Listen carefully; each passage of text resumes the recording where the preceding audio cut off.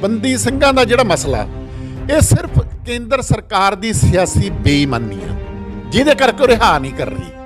ਤੁਸੀਂ ਮੋਰਚੇ ਦੇ ਆਗੂਆਂ ਦੇ ਬਿਆਨ ਸੁਣੋ ਵਾਰ-ਵਾਰ। ਉਹ ਕਹਿੰਦੇ ਨੇ ਕੌਮ ਨੇ ਮੁੜ ਕੇ ਸਾਬਤ ਕਰਤਾ ਕਿ ਭਾਈ ਜਗਤਾਰ ਸਿੰਘ ਹਵਾਰਾ ਹੀ ਅਕਾਲ ਤਖਤ ਦਾ ਅਸਲ ਜਥੇਦਾਰ ਹੈ। ਕੱਲ ਦੇ ਮਾਰਚ ਨੇ ਸਪਸ਼ਟ ਕਰਤਾ ਕਿ ਭਾਈ ਜਗਤਾਰ ਸਿੰਘ ਹਵਾਰਾ ਸਿੱਖ ਕੌਮ ਦਾ ਸਿਰਮੌਰ ਆਗੂ ਹੈ। ਹੁਣ ਇਹ ਮੁੱਦੇ ਸਾਂਝੇ ਮੋਰਚੇ ਦੇ ਮੁੱਦੇ ਤਾਂ ਹੈ ਨਹੀਂ। ਕੇਂਦਰ ਸਰਕਾਰ 'ਚ ਜਿਹੜੇ ਘੱਟ ਗਿਣਤੀ ਦੇ ਚੇਅਰਮੈਨ ਨੇ ਇਹਨਾਂ ਦੀ ਲਾਲਪੁਰਾ ਸਾਹਿਬ ਬੜੇ ਮਹਾਪੁਰਸ਼ ਨੇ, ਉਹਨਾਂ ਵੇਲੇ ਤੋਂ ਅੰਮ੍ਰਿਤਸਰ CID ਦੇ ਇੰਚਾਰਜ ਰਹੇ ਨੇ।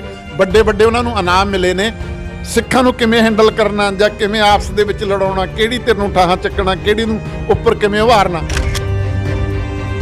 ਜੇ ਤੁਸੀਂ ਇੱਕਾ ਦੁੱਕੀ ਘਟਨਾ ਨੂੰ ਕਹੀ ਜਾਓਗੇ ਨਾ ਇਹ ਸਾਡੀ ਹੋਣ ਦਾ ਸਵਾਲ ਆ, ਇਹ ਸਾਡੇ ਅੱਜ ਤੋਂ ਸਾਬਤ ਹੋ ਗਿਆ ਸੀ ਗੁਲਾਮ ਆ, ਜਿਹਦਾ ਮਤਲਬ ਤੁਸੀਂ ਇਸ ਗੱਲ ਬਾਰੇ ਵੀ ਸਪਸ਼ਟ ਨਹੀਂ ਵੀ ਗੁਲਾਮੀ ਕੀ ਹੁੰਦੀ ਆ। ਡੇਰਾ ਸਿਰਸਾ ਮੁਖੀ ਨਾਲ ਕੰਪੇਅਰ ਕੀਤਾ ਜਾਂਦਾ ਕਿ ਡੇਰਾ ਸਿਰਸਾ ਮੁਖੀ ਨੂੰ ਪੈਰੋਲ ਮਿਲ ਗਈ, ਬੰਦੀ ਸਿੰਘਾਂ ਨੂੰ ਰਿਹਾਈ ਨਹੀਂ ਮਿਲੀ।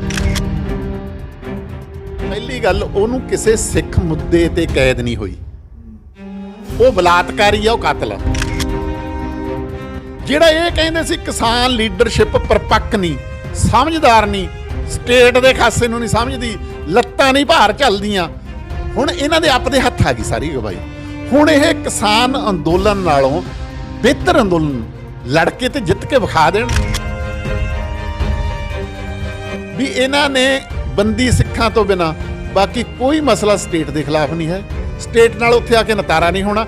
ਇਹ ਜਥੇਦਾਰ ਕੌਂਕੇ ਦੀ ਰਿਪੋਰਟ ਲੈਂਦੇ ਵੀ ਉਹਨੂੰ ਜਿਹੜੀ ਕੀਤੀ ਪਈ ਆ ਜਨਤਕ ਕਰੋ, ਉਹਦੇ ਨਾਲ ਸਟੇਟ ਦਾ ਉਹ ਉਧੜਦਾ। ਅਮਰਤਪਾਲ ਸਿੰਘ ਨੇ ਕਹਿੰਦੇ ਹੁਣ ਆਉਣਾ।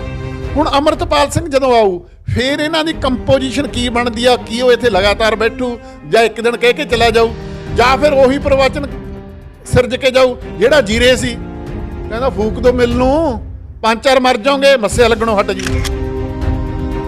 ਕਿਸਾਨ ਜਥੇਬੰਦੀਆਂ ਨੇ ਜਿਨ੍ਹਾਂ ਨੂੰ ਇਹ ਹੁਣ ਤੱਕ ਕਿਸਾਨ ਕਾਮਰੇਡ ਕਹਿ ਕੇ ਭੰਡਦੇ ਰਹੇ ਸੀ, ਉਹਨਾਂ ਨੇ ਤਾਂ ਬਿਨਾਂ ਸ਼ਰਤ ਹਮਾਇਤ ਦੇਤੀ। ਚੰਗੀ ਗੱਲ ਆ, ਹਮਾਇਤ ਦੇਣੀ ਵੀ ਚਾਹੀਦੀ ਆ, ਪਰ ਜਿਹੜੀ ਦਿਸ਼ਾ ਦੇ ਵਿੱਚ ਇਹ ਮੋਰਚਾ ਜਾ ਰਿਹਾ, ਜਿਵੇਂ ਕਹਿੰਦੇ ਸੀ ਨਾ ਕਾਮਰੇਡ ਇਹਦੇ ਵਿੱਚੋਂ ਇਨਕਲਾਬ ਕੱਢਣਾ ਚਾਹੁੰਦੇ ਆ, ਦੀਪ ਸਿੱਧੂ ਇਹ ਤੋਂ ਖੁਦ ਮੁਖਤਿਆਰੀ ਕੱਢਣਾ ਚਾਹੁੰਦਾ, ਇਸ ਕਰਕੇ ਇਹਦੀ ਕੋਈ ਉਸ ਤਰ੍ਹਾਂ ਦੀ ਬੰਨਵੀਂ ਰਾਮਕਾਰ ਨਹੀਂ ਹੈਗੀ ਜਿਹਨੂੰ ਸਾਂਝ ਕਹਿੰਦੇ ਹੁੰਦੇ ਆ, ਜਿਹਦੇ ਘੇਰੇ ਦੇ ਅੰਦਰ ਬਹਿ ਕੇ ਤੁਸੀਂ ਰਹਿਣਾ। ਹੁਣ ਉੱਥੇ 26 ਦੀ ਜਿਹੜੀ ਲਾਲ ਕਿਲੇ ਦੀ ਘਟਨਾ, ਉਹਨੂੰ ਪੂਰੀ ਤਰ੍ਹਾਂ ਉਚਾਇਆ ਜਾਂਦਾ ਵੀ ਕਿਆ ਕਮਾਲ ਸੀ ਜੀ ਉਹ। ਹੁਣ ਉਹੀ ਕਿਸਾਨ ਜਥੇਬੰਦੀਆਂ ਉਹਦੀ ਹਮਾਇਤ ਕਰ ਰਹੀ ਹੈ। ਇਹਦਾ ਮਤਲਬ ਉਹਨਾਂ ਖਾਤਰ ਹੀ ਪ੍ਰੋਬਲਮ ਹੋਊ ਨਾ। ਦੁਨੀਆ ਦੇਖ ਰਹੇ ਸਾਰੇ ਦਰਸ਼ਕਾਂ ਦਾ ਸਵਾਗਤ ਹੈ। ਪੰਜਾਬ ਦਾ ਜੇ ਇਤਿਹਾਸ ਵੇਖੀਏ ਤਾਂ ਸਮੇਂ-ਸਮੇਂ ਤੇ ਬਹੁਤ ਸਾਰੇ ਮੋਰਚੇ ਲੱਗਦੇ ਰਹੇ ਨੇ। ਲੋਕ ਆਪਣੀਆਂ ਹੱਕੀ ਮੰਗਾਂ ਵਾਸਤੇ ਇਨਸਾਫ ਲੈਣ ਲਈ ਵੱਖ-ਵੱਖ ਸਮਿਆਂ ਤੇ ਵੱਖ-ਵੱਖ ਥਾਵਾਂ ਤੇ ਮੋਰਚੇ ਲਾਉਂਦੇ ਰਹੇ ਨੇ। ਮੋਰਚੇ ਥੋੜ੍ਹਾ ਸਮਾਂ ਵੀ ਚੱਲਦੇ ਰਹੇ ਨੇ, ਮੋਰਚੇ ਬਹੁਤ ਲੰਬੇ ਵੀ ਚੱਲਦੇ ਰਹੇ ਨੇ। ਸਾਡੇ ਕੋਲੇ ਹਾਲ ਫਿਲਹਾਲ ਦੇ ਵਿੱਚ ਦਿੱਲੀ ਮੋਰਚੇ ਦਾ ਵੀ ਇੱਕ ਸਫਲ ਜਿਹੜਾ ਉਦਾਹਰਨ ਸਾਡੇ ਸਾਹਮਣੇ ਪਿਆ। ਪੰਜਾਬ ਦੇ ਅੱਜ ਦੀ ਜੇ ਗੱਲ ਕਰ ਲਈਏ ਤਾਂ ਕੁਝ ਕੁ ਥਾਵਾਂ ਤੇ ਮੋਰਚੇ ਲੱਗੇ ਹੋਏ ਨੇ। ਉਹਨਾਂ ਵਿੱਚੋਂ ਇੱਕ ਮੋਰਚਾ ਜਿਹੜਾ ਪ੍ਰਮੁੱਖ ਤੌਰ ਤੇ ਸਾਡੇ ਸਾਹਮਣੇ ਉੱਭਰ ਕੇ ਆ ਰਿਹਾ ਹੈ, ਉਹ ਹੈ ਚੰਡੀਗੜ੍ਹ ਦਾ ਮੋਰਚਾ, ਜਿਸ ਦੀ ਕਿ ਮੁੱਖ ਮੰਗ ਆ ਕਿ ਬੰਦੀ ਸਿੰਘਾਂ ਦੀ ਰਿਹਾਈ ਹੋਣੀ ਚਾਹੀਦੀ ਆ। ਆਪਾਂ ਉਸ ਮੋਰਚੇ ਬਾਰੇ ਗੱਲ ਕਰਾਂਗੇ। ਸਾਡੇ ਨਾਲ ਮਾਲਵਿੰਦਰ ਸਿੰਘ ਮਾਲੀ ਜੀ। ਸੋ ਮਾਲੀ ਸਾਹਿਬ, ਪਹਿਲਾ ਸਵਾਲ ਤਾਂ ਇਹੀ ਕਿ ਬੰਦੀ ਸਿੰਘਾਂ ਦੀ ਰਿਹਾਈ ਕਿਵੇਂ ਹੋਊਗੀ? ਜਿਹੜਾ ਇਹ ਮੋਰਚਾ ਲੱਗਾ ਹੋਇਆ, ਕਿ ਇਹਦੇ ਨਾਲ ਜਿਹੜੀ ਅਲਖ ਜਗਾਈ ਗਈ ਹੈ, ਬੰਦੀ ਸਿੰਘਾਂ ਦੀ ਰਿਹਾਈ ਹੋਊਗੀ? ਨਹੀਂ, ਬੰਦੀ ਸਿੰਘਾਂ ਦੀ ਰਿਹਾਈ ਹੋਣੀ ਵੀ ਚਾਹੀਦੀ ਆ ਤੇ ਹੋਊਗੀ ਵੀ। ਜੇ ਤੁਸੀਂ ਥੋੜ੍ਹਾ ਜਿਹਾ ਪਿਛੋਕੜ ਦੇ ਵਿੱਚ ਦੇਖ ਲਓ ਨਾ, ਇਹ ਪਹਿਲੀ ਵਾਰ ਨਹੀਂ ਮਸਲਾ ਉੱਠਿਆ। ਪਹਿਲਾਂ ਗੁਰਬਖਸ਼ ਸਿੰਘ ਨੇ ਮੋਰਚਾ ਲਾਇਆ ਸੀ ਮੋਹਾਲੀ, ਉਦੋਂ ਬਾਅਦ ਬੰਦੀ ਸਿੰਘਾਂ ਦੀ ਪਰੋਲ ਸ਼ੁਰੂ ਹੋਈ। ਉਦੋਂ ਇਹ ਗੱਲ ਹੋਈ ਵੀ ਇਹਦੇ ਬਾਰੇ ਚਾਰਾਜੋਈ ਕੀਤੀ ਜਾਊਗੀ, ਮਸਲੇ ਹੱਲ ਹੋਣਗੇ। ਪਰ ਦੁਖਾਂਤ ਇਹ ਆ ਕਿ ਪੰਜਾਬ ਦੀਆਂ ਸਿਆਸੀ ਜਮਾਤਾਂ ਨੇ, ਪੰਜਾਬ ਦੀਆਂ ਸਰਕਾਰਾਂ ਨੇ, ਜਿਵੇਂ ਇਹਨਾਂ ਦੀ ਕਾਨੂੰਨੀ ਤੌਰ ਤੇ ਸਿਆਸੀ ਤੌਰ ਤੇ ਪੈਰਵਾਈ ਕਰਨੀ ਚਾਹੀਦੀ ਸੀ, ਉਹ ਨਹੀਂ ਕੀਤੀ। ਪਰ ਫਿਰ ਵੀ ਗੁਰੂ ਨਾਨਕ ਸਾਹਿਬ ਦੇ 550ਵਾਂ ਜਿਹੜਾ ਪ੍ਰਕਾਸ਼ ਉਤਸਵ ਆ, ਉਦੋਂ ਇੱਕ ਬਹੁਤ ਵੱਡੀ ਗੱਲ ਸੀ, ਕਿਉਂਕਿ ਕਰਤਾਰਪੁਰ ਲਾਂਘੇ ਵਾਲਾ ਮਸਲਾ ਵੀ ਆਇਆ ਸੀ। ਉਹ ਲਾਂਘੇ ਦਾ ਜਿਹੜਾ ਮਾਣ ਤਾਣ ਸੀ, ਉਹ ਉਸ ਤਰ੍ਹਾਂ ਸਰਕਾਰਾਂ ਨੂੰ ਨਹੀਂ ਜਾ ਰਿਹਾ ਸੀ, ਉਹ ਕਿਸੇ ਹੋਰ ਪਾਸੇ ਨੂੰ ਜਾ ਰਿਹਾ ਸੀ। ਚਲੋ ਆਪਾਂ ਨੂੰ ਪਤਾ ਹੀ ਆ। ਇਹਨਾਂ ਨੇ ਉਦੋਂ ਫਿਰ ਇੱਕ ਸੰਸਦ ਦੇ ਵਿੱਚ ਕੇਂਦਰੀ ਗ੍ਰਹਿ ਮੰਤਰੀ ਨੇ ਐਲਾਨ ਕੀਤਾ ਕਿ ਅਸੀਂ ਉਹ ਸਿੱਖ ਜਿਨ੍ਹਾਂ ਨੇ ਸਜ਼ਾਵਾਂ ਕਾਨੂੰਨੀ ਤੌਰ ਤੇ ਪੂਰੀਆਂ ਕਰ ਚੁੱਕੀਆਂ ਨੇ, ਪਰ ਉਹਨਾਂ ਨੂੰ ਇਸ ਕਰਕੇ ਰਿਹਾ ਨਹੀਂ ਕੀਤਾ ਜਾਂਦਾ ਕਿ ਉਹਨਾਂ ਨੂੰ ਇਹ ਸਰਟੀਫਿਕੇਟ ਨਹੀਂ ਦਿੱਤਾ ਜਾ ਰਿਹਾ ਕਿ ਰਿਹਾ ਹੋਣ ਤੋਂ ਬਾਅਦ ਜੇ ਇਹ ਸਮਾਜ ਦੇ ਵਿੱਚ ਵਿਚਰਨਗੇ ਤਾਂ ਕਿਸੇ ਤਰ੍ਹਾਂ ਦੀ ਕੋਈ ਸਮੱਸਿਆ ਪੈਦਾ ਨਹੀਂ ਕਰਨਗੇ। ਹਾਲਾਂਕਿ ਉਹਨਾਂ ਦੇ ਖਿਲਾਫ ਜੇਲ੍ਹਾਂ ਦੇ ਵਿੱਚ ਕੋਈ ਸ਼ਿਕਾਇਤ ਨਹੀਂ, ਕੋਈ ਇਹੋ ਜਿਹੀ ਗੱਲ ਨਹੀਂ, ਮਤਲਬ ਬਹੁਤ ਆਚਾਰ ਵਿਹਾਰ ਬਹੁਤ ਵਧੀਆ ਇੰਨਾ ਤਰ੍ਹਾਂ ਦਾ, ਉਹ ਇੱਕ ਸਰਟੀਫਿਕੇਟ ਦੇਣਾ ਹੁੰਦਾ।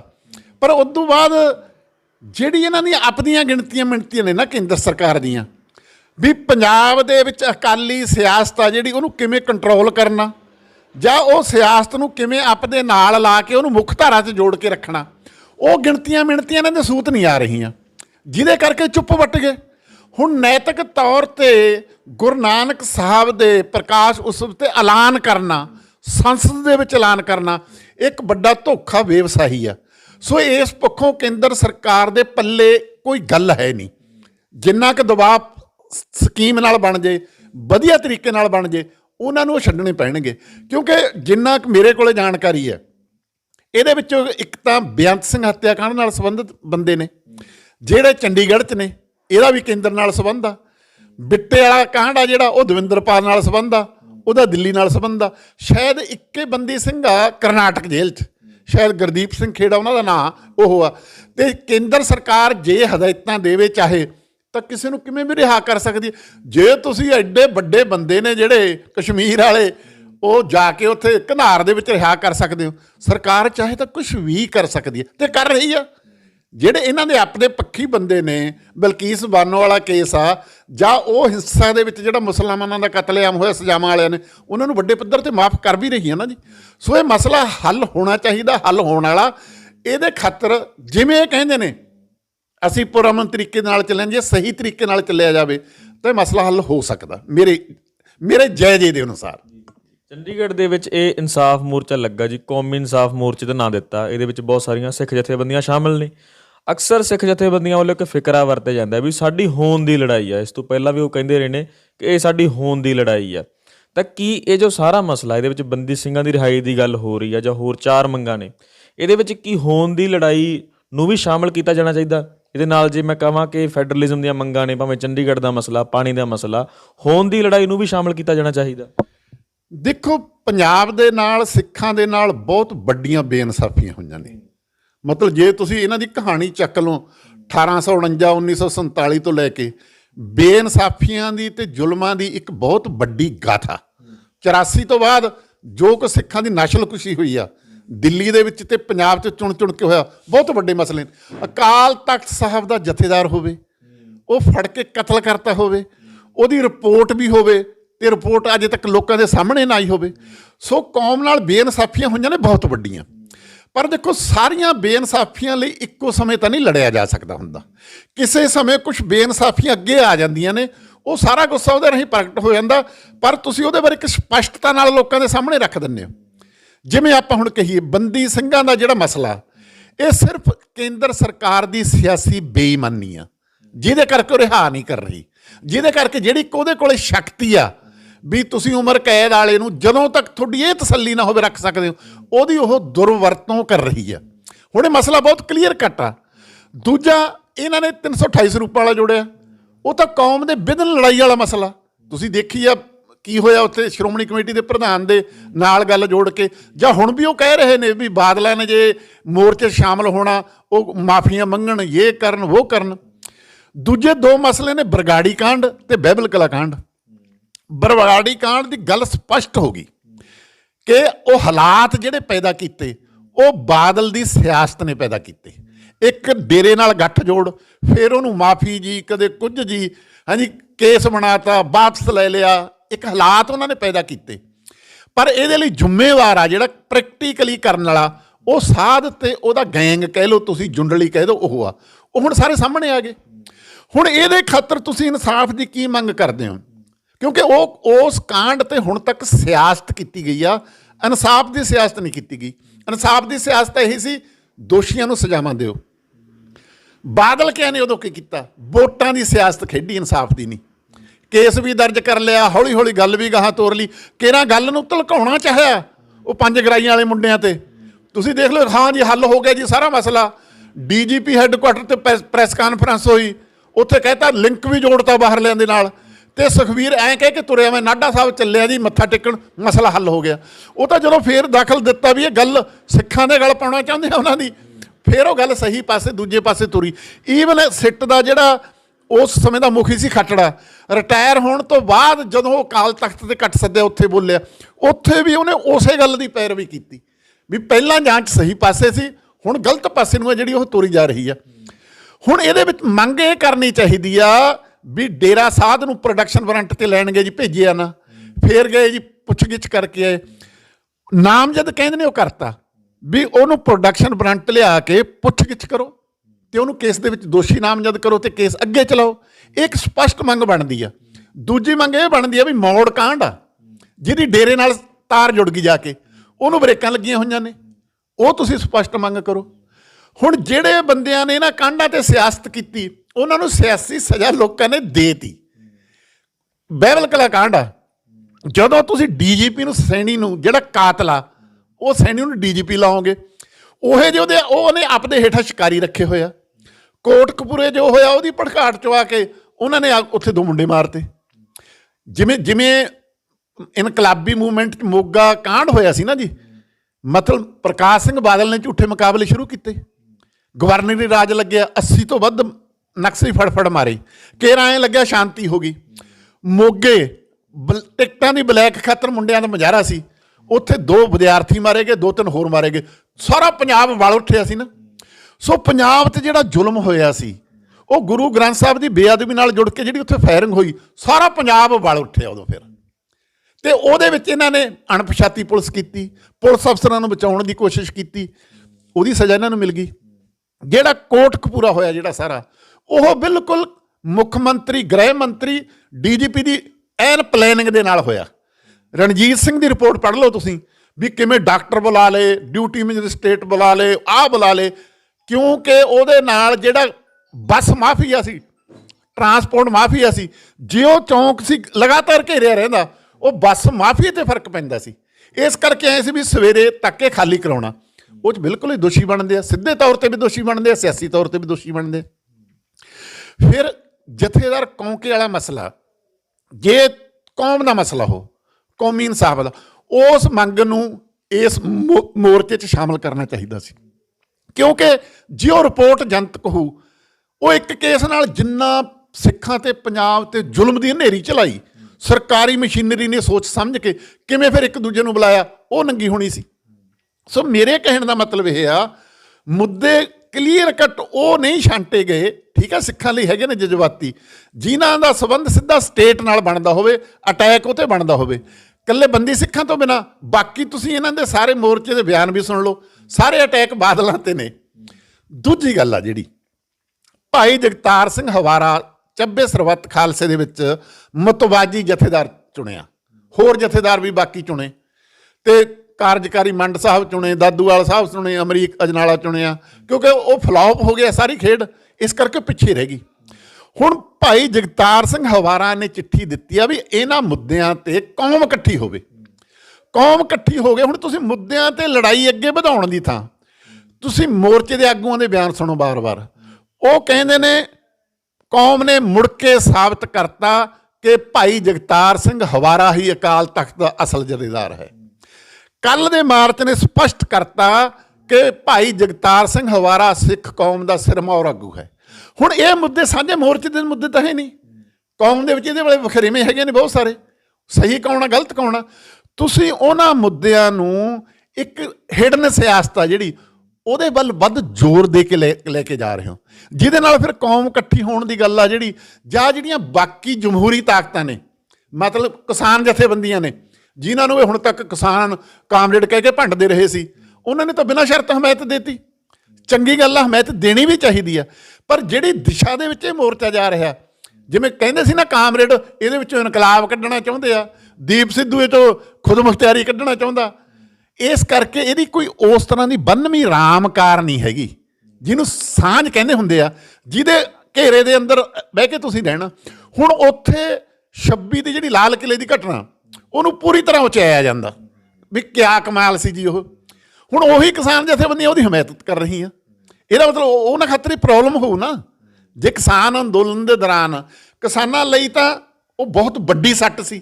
ਦੀਪ ਸਿੱਧੂ ਮੋਰਚੇ ਦੇ ਪੱਖੋਂ ਖਲਨਾਇਕ ਸੀ। ਪੰਜਾਬ ਬਾਰੇ, ਸਿਆਸਤ ਬਾਰੇ ਉਹਦਾ ਕਿਸੇ ਦਾ ਕੀ ਰਵੱਈਆ ਵੱਖਰੀ ਗੱਲ। ਸੋ ਜਿਹੜੀਆਂ ਹਮੈਤੀ ਧਿਰਾਂ ਨੇ, ਜੇ ਇਹਨਾਂ ਨੇ ਉਹਦੇ ਵਿੱਚ ਐਕਟਿਵ ਹੋਣਾ, ਸਰਗਰਮ ਹੋਣਾ, ਇੱਕ ਤਾਂ ਰਸਮੀ ਹਵਾਇਤ ਉਹ ਆ, ਫਿਰ ਇਹਨਾਂ ਨੂੰ ਕੁਛ ਉਹਨਾਂ ਦਾ ਮਤਲਬ ਕੋਈ ਨਾ ਕੋਈ ਬੰਨ-ਸੁਭ ਕਰਨਾ ਪਊਗਾ। ਤੇ ਸੰਭਾਵਨਾ ਅਸਲ 'ਚ ਇਹ ਲੱਗਦੀ ਆ, ਜਦੋਂ ਸਮਾਜ ਦੇ ਵਿੱਚੋਂ ਕੋਈ ਵੀ ਧਿਰ ਬਦਲ ਵਜੋਂ ਉੱਭਰਦੀ ਆ ਤਾਂ ਵੱਖ-ਵੱਖ ਧਿਰਾਂ ਦੀ ਉਹਦੇ ਪ੍ਰਤੀ ਪਹੁੰਚ ਹੁੰਦੀ ਆ। ਜਿਵੇਂ 1982 ਵੇਲੇ ਆਪਾਂ ਦੇਖ ਲਈਏ, 84 ਵੇਲੇ ਭਿੰਡਰਾਂ ਵਾਲਾ ਉੱਭਰਿਆ, ਉਹ ਇੱਕ ਧਾਰਮਿਕ ਖੇਤਰ 'ਚ ਉੱਭਰਿਆ, ਉਹਦੇ ਪ੍ਰਤੀ ਹੋਰ ਤਰ੍ਹਾਂ ਦੀਆਂ ਪਹੁੰਚਾਂ ਸੀ। ਕੋਈ ਕਹਿੰਦਾ ਸੀ ਸੰਤਾ, ਉਹ ਤਾਂ ਪ੍ਰਚਾਰ ਕਰਦਾ। ਜਦੋਂ ਤੱਕ ਉਹਦਾ ਹਮਲਾ ਅਕਾਲੀਆਂ ਤੇ ਸੀ ਵੀ ਧਰਮ ਹੇਠਾਂ ਚਲਿਆ ਗਿਆ, ਅਸੀਂ ਪ੍ਰਪੱਕ ਨਹੀਂ ਰਹੇ, ਮੋਰਚੇ ਹਾਰੀ ਜਾਂਦੇ ਆ, ਸਹੁੰ ਖਾ ਕੇ ਕੁੰਡ ਬਣਾ ਲਏ ਜੀ, ਫਿਰ ਸੜੇ ਨਹੀਂ, ਸਿਰੇ ਨਹੀਂ ਚਾੜੇ। ਜਦੋਂ ਉਹਦਾ ਸਟੇਟ ਨਾਲ ਪੰਗਾ ਪੈ ਗਿਆ, ਉਦੋਂ ਸਿਚੁਏਸ਼ਨ ਚੇਂਜ ਹੋ ਗਈ। ਸੋ ਇਸ ਕਰਕੇ ਜਿਹੜੀਆਂ ਬਾਕੀ ਸਾਰੀ ਧਿਰਾਂ ਨੇ, ਉਹਨਾਂ ਨੇ ਜੇ ਮੋਰਚੇ ਦੇ ਵਿੱਚ ਸਰਗਰਮ ਦਖਲਅੰਦਾਜ਼ੀ ਦੇਣੀ ਆ ਤਾਂ ਮੋਰਚੇ ਦੇ ਮੁੱਦੇ ਵੀ ਉਤਾਰਨੇ ਪੈਣਗੇ। ਤੇ ਜਥੇਦਾਰ ਕੌਂਕੇ ਵਾਲਾ ਮੁੱਦਾ ਤਾਂ ਸਮਝ ਨਹੀਂ ਆਉਂਦੀ ਨਾ ਵੀ ਇਹ ਕਿਉਂ ਨਹੀਂ ਸਾਂਝਾ ਬਣਾ ਰਹੇ ਵਾਰ-ਵਾਰ ਕਰਕੇ। ਇਹ ਗੱਲਾਂ ਨੇ ਜਿਹੜੀਆਂ ਸੋਚਣ ਵਿਚਾਰਨ ਵਾਲੀਆਂ। ਤੁਸੀਂ 26 ਜਨਵਰੀ ਦਾ ਜ਼ਿਕਰ ਕੀਤਾ ਜੀ, ਹੋਰ ਵੀ ਗੱਲਾਂ ਨੇ, ਆਪਾਂ ਉੱਤੇ ਹੀ ਆਵਾਂਗੇ।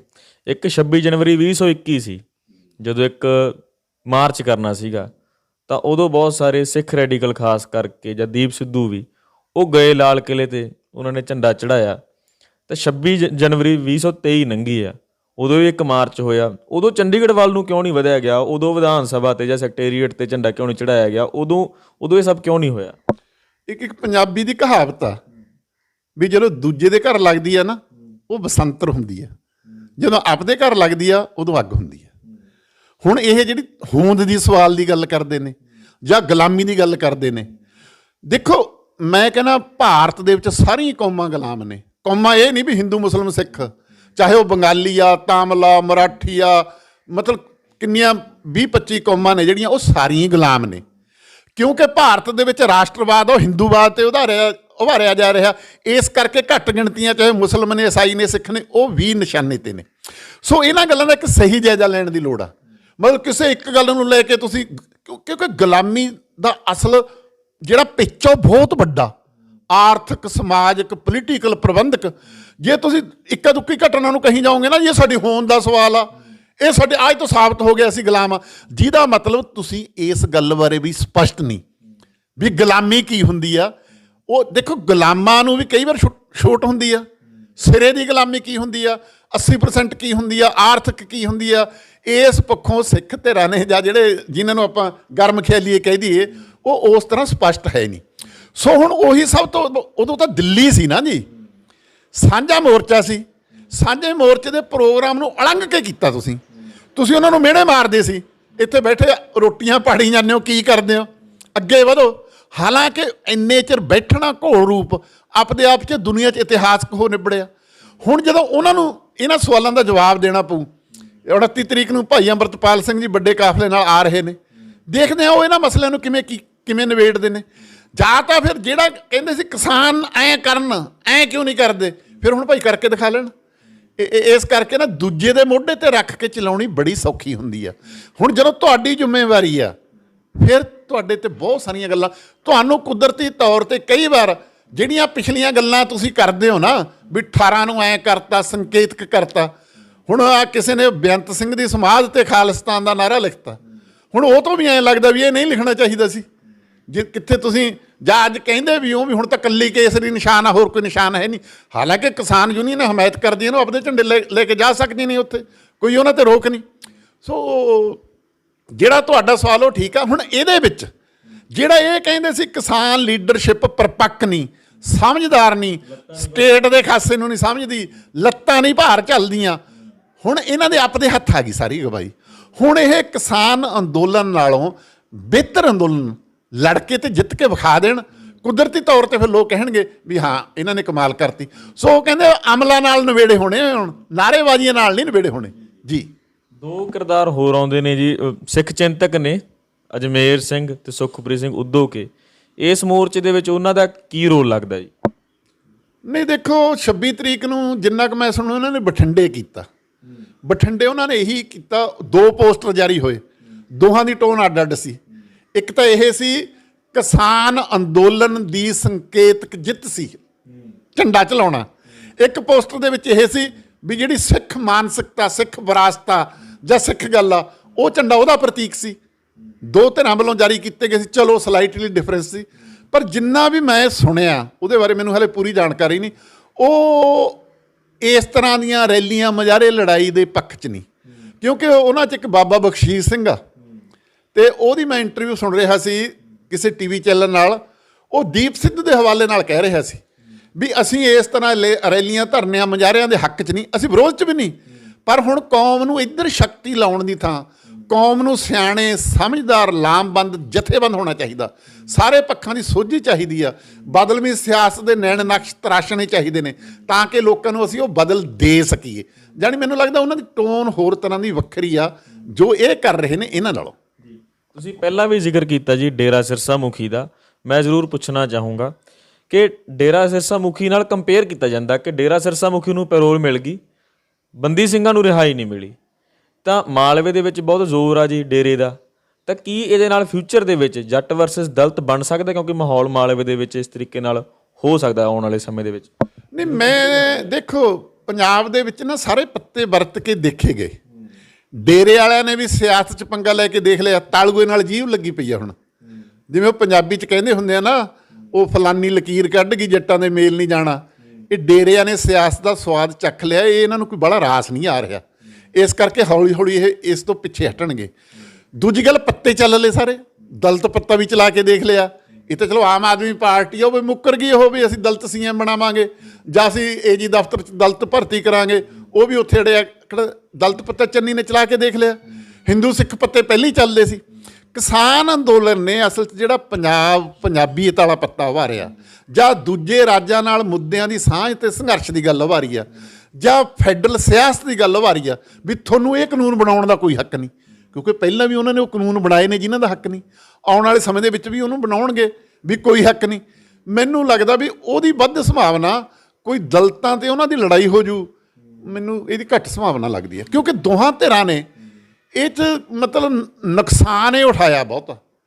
ਦੂਜੀ ਗੱਲ ਜਿਹੜੀ ਤੁਸੀਂ ਕਹਿੰਦੇ ਹੋ, ਪਹਿਲੀ ਗੱਲ, ਉਹਨੂੰ ਕਿਸੇ ਸਿੱਖ ਮੁੱਦੇ ਤੇ ਕੈਦ ਨਹੀਂ ਹੋਈ। ਉਹ ਬਲਾਤਕਾਰੀ ਆ, ਉਹ ਕਾਤਲ ਆ। ਉਹਦੇ ਆਪਣੇ ਡੇਰੇ ਦੀਆਂ ਕੰਟਰਡਿਕਸ਼ਨਾਂ, ਉੱਥੇ ਸਾਰਾ ਕੁਝ ਹੋਇਆ। ਇਸ ਕਰਕੇ ਉਹਦੀ ਬੰਦੀ ਸਿੰਘਾਂ ਨਾਲ ਤੁਲਨਾ ਕਰਨੀ ਵੀ ਕਿਉਂਕਿ ਤੁਸੀਂ ਉਹਨੂੰ ਦੇਤੀ ਸਾਨੂੰ ਨੂੰ ਦਿੱਤੀ, ਮੈਨੂੰ ਇਹ ਜੱਚਦੀ ਨਹੀਂ। ਉਹ ਖੁਦ ਕਰਦੇ ਨੇ ਜੀ, ਮੋਰਚੇ ਵਾਲੇ ਖੁਦ ਕਰਦੇ। ਮੋਰਚੇ ਵਾਲੇ ਕਰਦੇ ਨੇ, ਮੈਂ ਕਹਿੰਦਾ ਗਲਤ ਆ। ਜਿਹੜੇ ਸਿੱਖ ਬੰਦੀ ਨੇ ਉਹ ਬਈ ਜੀ ਇੱਕ ਆਦਰਸ਼ ਖਾਤਰ ਲੜੇ ਨੇ, ਉਹ ਨਿੱਜੀ ਹਿੱਤ ਖਾਤਰ। ਤੁਸੀਂ ਉਹਨਾਂ ਦੇ ਆਦਰਸ਼ ਨਾਲ ਸਹਿਮਤ ਹੋ ਨਾ ਹੋਵੋ, ਉਹਨਾਂ ਨੇ ਇੱਕ ਲੜਾਈ ਲੜੀ ਆ ਜ਼ੁਲਮ ਦੇ ਖਿਲਾਫ, ਅਨਿਆਂ ਦੇ ਖਿਲਾਫ। ਉਹਨਾਂ ਨੇ ਉਹਦੀ ਕਾਨੂੰਨੀ ਸਜ਼ਾ ਭੁਗਤੀ ਆ। ਉਹਦੇ ਪ੍ਰਤੀ ਰੁੱਖਾ ਜਿਹੜਾ ਹਕੂਮਤ ਦਾ ਹਮੇਸ਼ਾ ਹੀ ਵੱਖਰਾ ਰਹੂਗਾ। ਜਿਹੜੇ ਇਹ ਬਲਾਤਕਾਰ, ਮੈਂ ਤਾਂ ਕਹਿੰਦਾ ਬਲਾਤਕਾਰੀ ਆ, ਔਰਤ ਜਥੇਬੰਦੀਆਂ ਬੋਲਣ ਜਾਂ ਹੋਰ ਤਰ੍ਹਾਂ ਬੋਲਣ, ਉਹਦੇ ਮਤਲਬ ਸਿੱਖਾਂ ਨੂੰ ਉਹਦੀ ਗ੍ਰਿਫਤਾਰੀ, ਮੌੜ ਕਾਂਡ ਛੱਡ ਕੇ ਬਰਗਾੜੀ 'ਚ ਗ੍ਰਿਫਤਾਰ ਕਰਨ ਦਾ, ਪ੍ਰੋਡਕਸ਼ਨ ਫਰੰਟ 'ਤੇ ਲਿਆਉਣ ਦੀ ਗੱਲ ਛੱਡ ਕੇ ਤੁਹਾਨੂੰ ਇੱਕ ਹੋਰ ਛੁਣਛਣਾ ਫੜਾਤਾ, ਪਰੋਲ ਮਿਲ ਗਈ ਜੀ। ਫਿਰ ਕੀ ਹੋ ਜੂ, ਉਹਨੂੰ ਕੀ ਕਰ ਲੂ ਉਹ? ਤੇ ਜਦੋਂ ਅਸੀਂ ਕਹਿੰਦੇ ਆ ਜੋ ਕਾਨੂੰਨੀ ਹੱਕ ਨੇ, ਇੱਕ ਕੈਦੀ ਕਤਲ ਕਰਕੇ ਆਇਆ, ਇੱਕ ਕੈਦੀ ਪਰ ਉਹਨਾਂ ਦੇ ਕਾਨੂੰਨੀ ਹੱਕ ਨੇ ਨਾ ਜੀ। ਕਾਨੂੰਨੀ ਹੱਕ ਤਾਂ ਸਾਰਿਆਂ ਨੂੰ ਮਿਲਣਗੇ। ਹੁਣ ਨਵਜੋਤ ਸਿੰਘ ਸਿੱਧੂ ਵਾਲਾ ਸੀ, ਇੱਕ ਚਿੱਠੀ ਸੀ, ਉਹਦਾ ਇੱਕ ਕਾਨੂੰਨੀ ਹੱਕ ਦੇਤਾ ਸੀ ਵੀ ਭਾਈ ਰਿਹਾ ਕਰ ਦਿਓ। ਉਹਨਾਂ ਨੇ ਨਹੀਂ ਕੀਤਾ, ਇਹ ਤੇ ਕੰਟਰੋਵਰਸੀ ਚੱਲੂ। ਸੋ ਪਰੋਲ ਦੇ ਜੋ ਨਿਯਮ ਹਰਿਆਣੇ 'ਚ ਨੇ, ਜੇ ਉਹ ਗੈਰ ਕਾਨੂੰਨੀ ਹੋਵੇ ਉਹਨਾਂ ਨੂੰ ਕੋਰਟ 'ਚ ਚੱਲ ਕੀਤਾ ਜਾ। ਅੱਡ ਸੂਬਿਆਂ ਦਾ ਫਿਰ ਅੱਡ ਇਸ ਮਾਮਲੇ 'ਚ ਕੋਈ, ਕਿਉਂਕਿ ਜੇਲ੍ਹਾਂ ਦਾ ਮਹਿਕਮਾ ਸੂਬਿਆਂ ਦੇ ਕੋਲੇ ਆ। ਸੋ ਇਸ ਪੱਖੋਂ ਜਿਹੜੀ ਇਹ ਉਹਨੂੰ ਉਹ ਤੁਲਨਾ ਕਰਦੇ ਨੇ ਬੰਦੀ ਸਿੰਘਾਂ ਨਾਲ ਜਾਂ ਪਰੋਲ ਦੀ ਗੱਲ ਕਰਦੇ ਨੇ, ਮੈਨੂੰ ਲੱਗਦਾ ਇਹ ਹੇਠਲੇ ਪੱਧਰ ਦੀ ਰਾਜਨੀਤੀ ਆ। ਇਹ ਸਿੱਖ ਕਾਜ ਨੂੰ ਜਾਂ ਜਿਹੜੀ ਸਿੱਖ ਰੂਹ ਆ, ਸਪਿਰਿਟ ਆ, ਉਹਨੂੰ ਛਟਿਆਉਂਦੀ ਆ। ਅਕਾਲੀ ਦਲ ਵੀ ਕਹਿ ਰਿਹਾ ਜੀ, ਉਹ ਵੀ ਪਰੋਲ ਦਾ ਵਿਰੋਧ ਕਰਦੇ ਨੇ। ਦੂਜੇ ਪਾਸੇ ਬੀਜੇਪੀ ਹਮਾਇਤ ਕਰਦੀ ਆ ਜੀ ਮੋਰਚੇ ਦੀ। ਫਿਰ ਇਹਨੂੰ ਕਿਵੇਂ ਦੇਖਦੇ ਹੋ? ਨਹੀਂ, ਦੇਖੋ, ਇਹ ਕੰਟਰਡਿਕਸ਼ਨ ਹੈਗੀਆਂ ਨੇ ਜੀ। ਕਿਉਂਕਿ ਤੁਸੀਂ ਕਿਸੇ ਮੁੱਦੇ ਨੂੰ ਕਿਵੇਂ ਸੋਚਦੇ ਹੋ, ਤੁਹਾਡੀ ਆਪਣੀ ਸਮਝ ਕੀ ਆ, ਇਹ ਉਹਦੇ ਉੱਤੇ ਨਿਰਭਰ ਕਰਦਾ। ਜੇ ਤੁਸੀਂ, ਮੈਂ ਕਹਿੰਦਾ ਉਹਨੂੰ ਮੰਨ ਲਓ ਬਰਗਾੜੀ ਕਾਂਡ 'ਚ ਕੈਦ ਹੋਈ ਹੋਵੇ, ਉਹਨੂੰ ਮੰਨ ਲਓ ਕਿਸੇ ਸਿੱਖਾਂ ਨਾਲ ਸੰਬੰਧਿਤ ਮਸਲੇ ਦੇ ਵਿੱਚ ਇਸ ਤਰ੍ਹਾਂ ਦਾ ਕੈਦ ਹੋਈ ਹੋਵੇ, ਜੇ ਉਹਦੇ ਵਿੱਚ ਉਹਨੂੰ ਰਾਇਤਾ ਦਿੰਦੇ ਨੇ, ਤੁਸੀਂ ਕਹਿ ਸਕਦੇ ਹੋ ਵੀ ਤੁਸੀਂ ਸਾਨੂੰ ਚੜਾਉਂਦੇ ਹੋ, ਜਿਹੜਾ ਸਜ਼ਾ ਭੁਗਤ ਰਿਹਾ ਤੁਸੀਂ ਉਹ ਕਰਦੇ ਹੋ, ਉਦੋਂ ਇਹ ਆਲੋਚਨਾ ਕੀਤੀ ਜਾ ਸਕਦੀ ਹੈ। ਹੁਣ ਤਾਂ ਮਸਲੇ ਡਿਫਰੈਂਟ ਆ। ਸੋ ਇਸ ਕਰਕੇ ਤੁਸੀਂ ਅਸਲ ਮਸਲੇ ਤੇ ਫੋਕਸ ਕਰਨ ਦੀ ਥਾਂ ਜਿਵੇਂ ਅੱਕਾਂ 'ਚ ਡੰਡੇ ਮਾਰੀ ਜਾਓ, ਇਹ ਅੱਕਾਂ 'ਚ ਡੰਡੇ ਮਾਰਨ ਵਾਲੀ ਗੱਲ ਆ।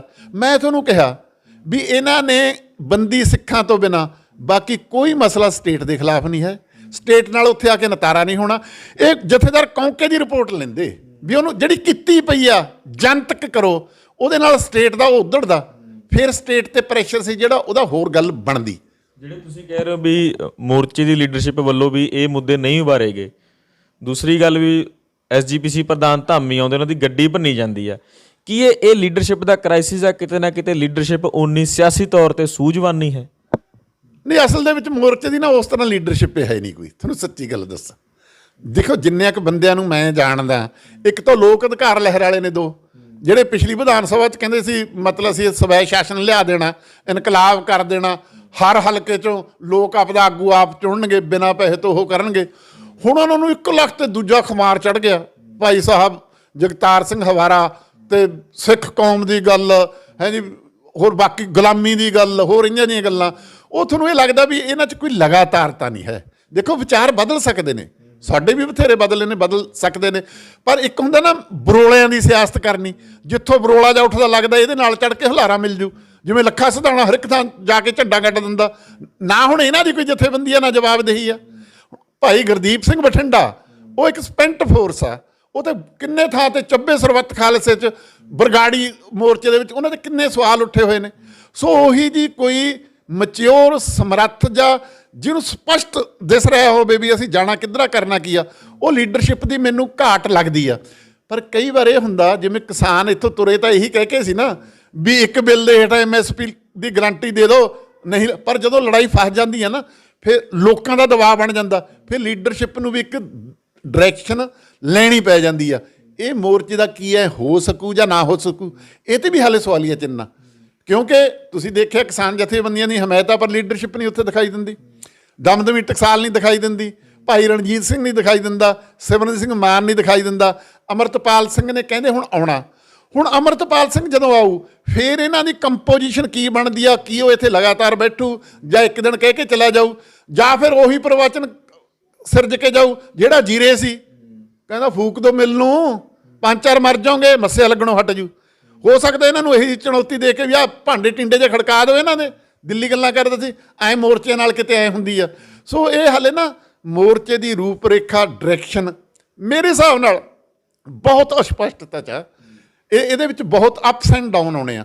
ਤੇ ਵੱਡੀ ਗੱਲ ਤੁਹਾਨੂੰ ਖਿਆਲ 'ਚ ਰੱਖਣ ਵਾਲੀ ਗੱਲ ਇਹ ਆ ਵੀ ਕੇਂਦਰ ਸਰਕਾਰ ਤੇ ਪੰਜਾਬ ਸਰਕਾਰ ਉਹਦਾ ਇਹਨਾਂ ਪ੍ਰਤੀ ਰਵੱਈਆ ਕੀ ਆ। ਉਸ ਤਰ੍ਹਾਂ ਇਹ ਸਰਕਾਰਾਂ ਵਿਰੁੱਧ ਮੋਰਚਾ ਹੈ ਹੀ ਨਹੀਂ। ਇੱਕ ਮੰਗ ਆ, ਮੈਂ ਜਿਵੇਂ ਮੈਂ ਤੁਹਾਨੂੰ ਕਿਹਾ ਬੰਦੀ ਸਿੰਘ ਵਾਲੀ, ਉਹ ਨੈਤਿਕ ਤੌਰ ਤੇ ਕੰਗਾਲ ਆ ਦਿੱਲੀ ਲੀਡਰਸ਼ਿਪ। ਕੋਈ ਜੱਜ ਕੇ ਉਸ ਤਰ੍ਹਾਂ ਦੀ, ਮੈਂ ਕਹਿੰਦਾ ਕੋਈ 5-7 ਬੰਦਿਆਂ ਦਾ ਡੈਲੀਗੇਸ਼ਨ ਵੱਡਿਆਂ ਦਾ ਹੋਵੇ ਜਿਹੜੇ ਦਿੱਲੀ ਜਾ ਕੇ ਸੈਮੀਨਾਰ ਕਰਕੇ ਇਹਨਾਂ ਨੂੰ ਐਕਸਪੋਜ਼ ਕਰਨ ਵੀ ਇਹ ਕਿਵੇਂ ਗੁਰੂ ਨਾਨਕ ਸਾਹਿਬ ਨਾਲ ਸਿੱਖਾਂ ਨਾਲ ਇਹ ਕਿਵੇਂ ਮਖੌਲ ਕਰਦੇ ਨੇ, ਐਕਸਪੋਜ਼ ਕਰਨ ਉਹਨਾਂ 'ਤੇ ਪ੍ਰੈਸ਼ਰ ਬਹੁਤ ਬਣ ਸਕਦਾ। ਬਾਕੀ ਗੱਲਾਂ ਤਾਂ ਕੋਈ ਹੈ ਨਹੀਂ। ਬਾਕੀ SIT ਬਣੀਆਂ ਹੋਈਆਂ ਨੇ, ਜਾਂਚ ਚੱਲ ਰਹੀ ਆ, ਹਾਈ ਕੋਰਟ 'ਚ ਫਸੀਆਂ ਹੋਈਆਂ ਨੇ। ਹਾਂ, ਜੇ ਭਾਈ ਕੌਂਕੇ ਵਾਲੀ ਰਿਪੋਰਟ ਲਿਆਉਂਦੇ ਉਹਨੇ ਪੰਜਾਬ ਦਾ ਉਧੇੜ ਦੇਣਾ ਸੀ ਸਾਰਾ ਕੁਝ, ਵੀ ਕਿਵੇਂ ਹੋਇਆ ਸਾਰਾ ਕੁਝ। ਇੱਕ ਆਖਰੀ ਧਿਰ ਵੱਜਦੀ ਜੀ, ਉਹਦੇ ਬਾਰੇ ਵੀ ਮੈਂ ਪੁੱਛ ਹੀ ਲੈਣਾ, ਕਾਮਰੇਡਾਂ ਦਾ ਫਿਰ ਇਹਦੇ ਵਿੱਚ ਕੀ ਰੋਲ ਰਹੂਗਾ ਜੀ? ਨਹੀਂ ਦੇਖੋ, ਕਾਮਰੇਡਾਂ ਨੇ ਇੱਕ ਤਾਂ ਸਿਆਣਪ ਕੀਤੀ, ਚੰਗੀ ਗੱਲ ਕੀਤੀ, ਕਿਉਂਕਿ ਜਿਵੇਂ ਇਹ ਕਾਮਰੇਡਾਂ ਨੂੰ ਭੰਡਦੇ ਰਿਹਾ ਹੁਣ ਤੱਕ। ਕਿਸਾਨ ਯੂਨੀਅਨਾਂ ਸਾਰੀਆਂ ਤਾਂ ਕਾਮਰੇਡਾਂ ਦੀਆਂ ਹੈ ਨਹੀਂ, ਤੁਹਾਨੂੰ ਵੀ ਪਤਾ, ਮੈਨੂੰ ਵੀ ਪਤਾ। ਕਾਮਰੇਡੀ ਸੋਚ ਵਾਲੀਆਂ ਨੇ ਜਿਹੜੀਆਂ, ਉਹ ਵੀ ਕਿਸਾਨੀ ਦੇ ਘੇਰੇ 'ਚ ਨੇ। ਉਸ ਤਰ੍ਹਾਂ ਤਾਂ ਉਹ ਕਾਮਰੇਡ ਫਿਲਾਸਫੀ ਵਿਚਾਰਧਾਰਾ ਦੀਆਂ ਵਾਹਕ ਹੈ ਨਹੀਂ, ਜਨਤਕ ਜਥੇਬੰਦੀਆਂ ਦੇ ਵਿੱਚ ਨੇ। ਉਹਨਾਂ ਨੇ ਸਿਆਣਪ ਕੀਤੀ ਇਹ ਕਰਕੇ। ਪਰ ਇਹ ਹੁਣ ਜਿਵੇਂ ਕਿਸਾਨ ਆਗੂ ਉੱਥੇ ਜਾਣ, ਹੁਣ ਇਹ ਉੱਥੇ 26 ਦੀ ਜਿਹੜੀ ਘਟਨਾ ਉਹਨੂੰ ਇਹ ਬੜਾ ਹੀਰੋ ਵਾਲਾ ਕਾਂਡ ਬਣਾ ਕੇ ਪੇਸ਼ ਕਰਦੇ ਨੇ, ਜਾਂ ਇਹ ਕਹਿੰਦੇ ਨੇ ਜਥੇਦਾਰ ਹਵਾਰਾ ਦੀ ਉਹ 'ਤੇ ਮੁਹਰ ਲੱਗ ਗਈ, ਜਾਂ ਸਿੱਖਾਂ ਦਾ ਉਹ ਲੀਡਰ ਆ। ਇਹ ਅਸਲ 'ਚ ਸਾਂਝੇ ਮੁੱਦਿਆਂ ਤੋਂ ਬਾਹਰ ਦੀਆਂ ਗੱਲਾਂ ਨੇ। ਜਿਵੇਂ 328 ਸਰੂਪ ਵਾਲਾ ਆਇਆ, ਉਹਦੇ ਨਾਲ ਫਿਰ ਪ੍ਰੋਬਲਮ ਉਹਦੇ ਵਿੱਚ ਸਰਗਰਮ ਸ਼ਮੂਲੀਅਤ ਕਰਨ 'ਚ ਪ੍ਰੋਬਲਮ ਆਊ। ਜੇ ਇਹਨਾਂ ਨੇ ਉਹ 'ਚ ਸਰਗਰਮ ਸ਼ਮੂਲੀਅਤ ਕਰਨੀ ਆ ਤਾਂ ਮੋਰਚੇ ਦੀ ਘਰਾਮਕਾਰ ਇਹਨਾਂ ਨੂੰ ਵਾਹੁਣੀ ਪਊ। ਕਿਉਂਕਿ ਕੇਂਦਰ ਸਰਕਾਰ 'ਚ ਜਿਹੜੇ ਘੱਟ ਗਿਣਤੀ ਦੇ ਚੇਅਰਮੈਨ ਨੇ ਇਹਨਾਂ ਦੀ, ਲਾਲਪੁਰਾ ਸਾਹਿਬ ਉਹ ਬੜੇ ਮਹਾਂਪੁਰਸ਼ ਨੇ, ਉਹਨਾਂ ਵੇਲੇ ਤੋਂ ਅੰਮ੍ਰਿਤਸਰ CID ਦੇ ਇੰਚਾਰਜ ਰਹੇ ਨੇ, ਵੱਡੇ ਉਹਨਾਂ ਨੂੰ ਇਨਾਮ ਮਿਲੇ ਨੇ। ਸਿੱਖਾਂ ਨੂੰ ਕਿਵੇਂ ਹੈਂਡਲ ਕਰਨਾ ਜਾਂ ਕਿਵੇਂ ਆਪਸ ਦੇ ਵਿੱਚ ਲੜਾਉਣਾ, ਕਿਹੜੀ ਧਿਰ ਨੂੰ ਠਾਹਾਂ ਚੱਕਣਾ, ਕਿਹੜੀ ਨੂੰ ਉੱਪਰ ਕਿਵੇਂ ਉਭਾਰਨਾ। ਸਾਨੀ ਮੇਰੇ ਕਹਿਣ ਦਾ ਮਤਲਬ ਬਾਜ ਅੱਖ ਰੱਖਣ ਦੀ ਲੋੜ ਆ। ਇਹ ਨਾ ਹੋਵੇ ਵੀ ਤੁਹਾਨੂੰ ਕੋਈ ਵਰਤ ਜੇ। ਦੇਖੋ ਇੱਕ ਦੂਜੇ ਨੂੰ ਹਰ ਇੱਕ ਦੀ ਕੋਸ਼ਿਸ਼ ਹੁੰਦੀ ਆ। ਹਾਕਮ ਜਮਾਤਾਂ ਦੀਆਂ ਵਿਰੋਧਤਾਵਾਂ ਨੇ, ਪੰਜਾਬ ਸਰਕਾਰ ਤੇ ਕੇਂਦਰ ਸਰਕਾਰ ਦੀਆਂ ਵਿਰੋਧਤਾਵਾਂ ਨੇ, ਪਾਰਟੀ ਦੀਆਂ ਵਿਰੋਧਤਾਵਾਂ ਨੇ, ਤੁਸੀਂ ਇਹਨਾਂ ਨੂੰ ਇੱਕ ਸਾਂਝਾ, ਜਿਹਨੂੰ ਕੌਮੀ ਸਾਂਝਾ ਮੋਰਚਾ ਸੱਚੀ ਮੁੱਚੀ ਬਣਾ ਕੇ ਵਰਤ ਵੀ ਸਕਦੇ ਹੋ, ਨਹੀਂ ਤੁਹਾਨੂੰ ਵੀ ਵਰਤਿਆ ਜਾ ਸਕਦਾ। ਇਹ ਆਉਣ ਵਾਲੇ ਸਮੇਂ 'ਚ ਪਤਾ ਲੱਗ ਜਾਣਾ। ਬਹੁਤ ਬਹੁਤ ਧੰਨਵਾਦ ਜੀ। ਸੋ ਆਪਾਂ ਗੱਲਬਾਤ ਕੀਤੀ ਆ ਸਿੱਖ ਚਿੰਤਕ ਮਾਲਵਿੰਦਰ ਸਿੰਘ ਮਾਲੀ ਹੋਰਾਂ ਨਾਲ ਕੌਮੀ ਇਨਸਾਫ ਮੋਰਚੇ ਬਾਰੇ। ਤੁਹਾਨੂੰ ਇਹ ਗੱਲਬਾਤ ਕਿੱਦਾਂ ਲੱਗੀ? ਆਪਣੀ ਰਾਏ, ਸੁਝਾਅ, ਕੋਈ ਸਵਾਲ ਕਮੈਂਟ ਬਾਕਸ ਵਿੱਚ ਜ਼ਰੂਰ ਲਿਖਿਓ ਜੇ। ਇਸ ਵੀਡੀਓ ਨੂੰ ਸ਼ੇਅਰ ਵੀ ਜ਼ਰੂਰ ਕਰਿਓ ਜੇ। ਦੇਖਦੇ ਰਹੋ ਦੁਨੀਆ।